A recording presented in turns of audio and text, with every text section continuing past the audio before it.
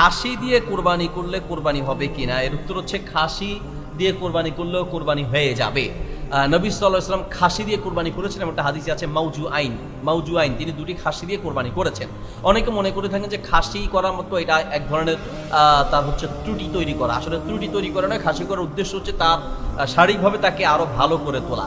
এই জন্য খাসি দিয়ে কোরবানি করার বৈধতা আছে, অসুবিধা নেই। এরপরে প্রশ্ন হচ্ছে মহিষ দিয়ে কোরবানি করা যাবে কিনা, এটা নিয়ে ইখতিলাফ আছে।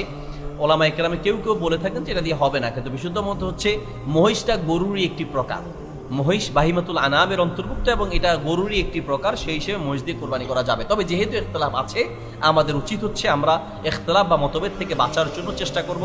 সম্ভব হলে গরু দিয়ে করব, না হলে ছাগল দিয়ে করব, মহিষ দিয়ে করা উচিত নয়। কিন্তু এমন কোনো জায়গায় যদি আপনি থাকেন যেখানে মহিষ ছাড়া উপায় হচ্ছে না বা বাধ্য হয়ে মহিষই নিতে হচ্ছে, তাহলে সেক্ষেত্রে মহিষ দিয়ে কোরবানি করা জায়েজ হবে।